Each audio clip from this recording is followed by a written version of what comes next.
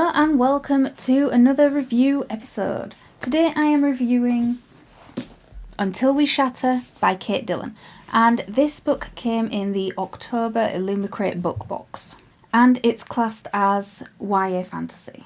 Now, I wasn't too sure of it going in because YA fantasy can be a bit of a Marmite moment for me. I either love it or I hate it. There usually isn't that much of an in-between. That and the author's previous two books have both been science fiction, and that is not a genre that I really vibe with. I can't get into some of the books. Some of the books I've read are just dreadful, and it just is a genre that is, it's not for me. I'll keep trying occasionally, but really it's not for me.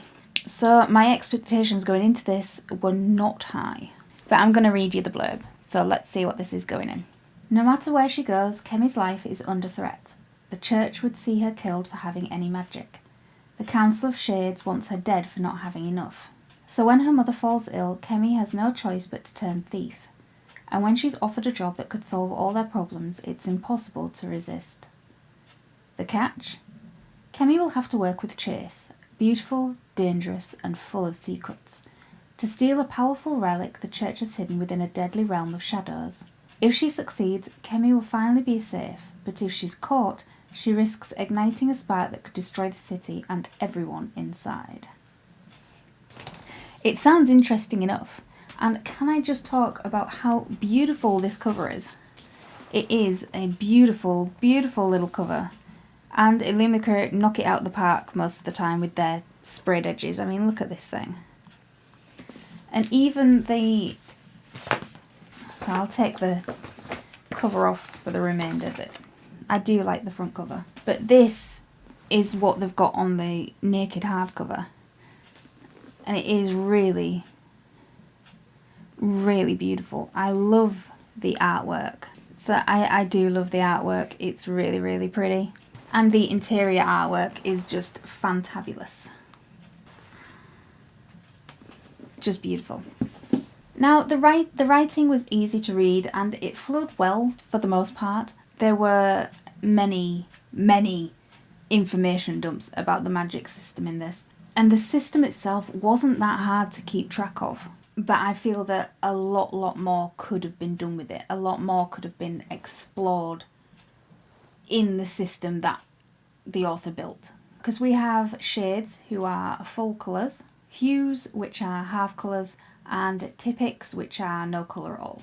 Hues come from a shade/typic parentage, and thus the colour of everybody's magic connects to a shade parent. So if the shade parent is yellow and then mate, for want of a better word, with a typic, then their child is either going to be a typic or a hue of magic colour, either gold or amber. So it's not that deep. It's easy to follow. As long as you know your colours, it's not that bad. Now, the politics that are the backbone of this book it was glossed over way too much for my liking. For something that's a backbone of a book, you would expect something to be a lot more delved into than it actually was, and it wasn't. The delicate balance between the Council of Shades and the Church, and everything that came of it and everything that has ever came of it, could have been delved into a lot more, a lot deeper, and a lot sooner.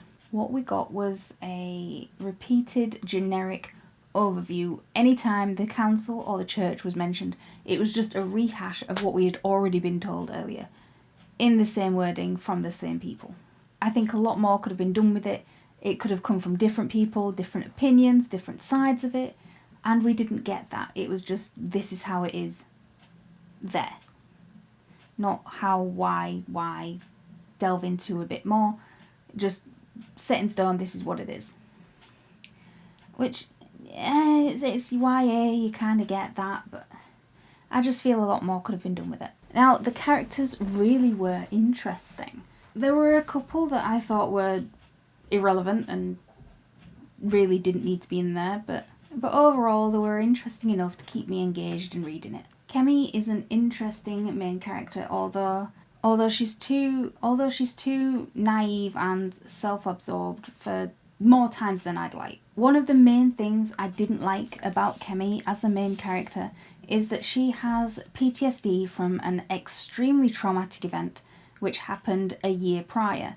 And this event is alluded to, it's the reason why she can't do anything, it's the reason she hasn't been able to be truthful about this event to her close friends because she's so traumatised from it.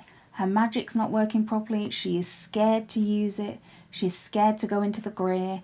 But suddenly, a couple of hours with Chase, and none of that matters anymore. It's not even referred to. Suddenly everything's peachy. And she can use her magic how she likes. And suffers no trauma from it at all, and no flashbacks, and no nothing. And yes, it's a YA fantasy, but for goodness sake, make it a bit believable. And one of the main things about this book is the relationship between Kemi and Chase. And it's nice. Just nice. But there's not enough longing for my taste. It's just, I hate you to, you're the only one for me. And with nothing in between that. There's no build-up, there's no interaction, it's just bam and it's there. Now, one of my favourite character is Lyria, and she is a deaf character, and that representation in this book is one of the best things about this book, because she's not relegated to the sidelines, she's not like a tag-on, add-on character, just to shove some representation in there. She's an integral part of the group, and without her, they wouldn't be able to do anything in here. And her brand of magic is also the most interesting. Her magic is she can interact with the grey, which is what they call the shadow world. And not only can she interact with it when she's in there, but she can actually talk to the shadows in there, and she can have a full-blown conversation, and they can talk back, and she can understand them. And that is by far the most interesting magic anybody has in this book. Now, the main plot of this is a heist. Now, I don't usually read heist novels. It doesn't usually intrigue me enough to pick one up. One of the reasons is that the heist plot in this falls far, far short of being compelling. I think I read one reviewer put it, because I read reviews after I've read the book. One reviewer put it that, what was it? It's just unfortunate that the plot has more holes in it than the car door of Bonnie and Clyde. And she ain't wrong. Most of the time in this, I forget that the main plot is the heist. That it has actual stakes and isn't just something for them to do, because if they didn't have this to do, what else would they be doing? And everything connected to the heist has real world stakes, real danger, real high, octane stuff. And it's just, it's just not that bothersome. And why is it not that bothersome? Because their actions have absolutely zero consequences. And there's no conclusion. It doesn't change a thing. As Kemi puts it, they've actually written in this book, she actually says, what was it? Everything is the same as it was before. Then what was the point? If nothing changes, and nothing does change. Nothing changes at all. They are in exactly the same position at the end of the book than they are at the beginning, except she has a love interest now, a different one. Now, I feel like I've ragged on this book quite a bit in this review, but I did like it. I did like reading it. There were times when I couldn't put it down. But you get to that after the slow start. The slow start is a bit of a slog through. But once you get past that, it is quite good to read. If you can get past the glaring plot holes, it is a fun read. Now, it does get surprising 4 stars, and it isn't for the book. It isn't for the plot. It isn't for the characters. It kind of is for the characters. The reason it scores so high and isn't just a 3 or lower is that it managed to wring an actual emotional reaction from me. There's an event near the end of the book that lasts about 4 pages, and it made me cry. Not just like your face gets all hot and goes all red I had actual tears for the whole 4 pages. It just kept coming, and I was like, what is this book doing to me? Because it's not... So usually a book getting that emotional reaction would get a 5 stars, but it's just too... The plot holes are too glaring, the characters are too underdeveloped, there's no conclusion, it just doesn't score that high on any other point for me. I think if this was written as an adult fantasy rather than a YA fantasy, it would have hit a lot more. The points would have been deeper, the world would have been more fleshed out, there would have been consequences to their actions. But it is YA, there weren't any, so yeah, it gets 4 stars. I am glad I read it. If I'd seen it in a bookshop, would I have picked it up?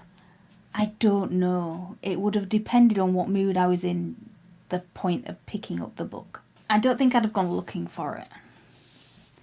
But yeah, this was my review of Until We Shatter by Kate Dillon. It was part of the Illumicrate October box. So if you have... And it only was published last month. I think it was only published in September or mid-October, kind of like that. But if you've read this, please let me know your thoughts down below. And don't forget to like this video, subscribe to my channel for more reviews. They're not always... I don't always rip the books apart. Sometimes I do, but sometimes I don't. Until then, keep reading.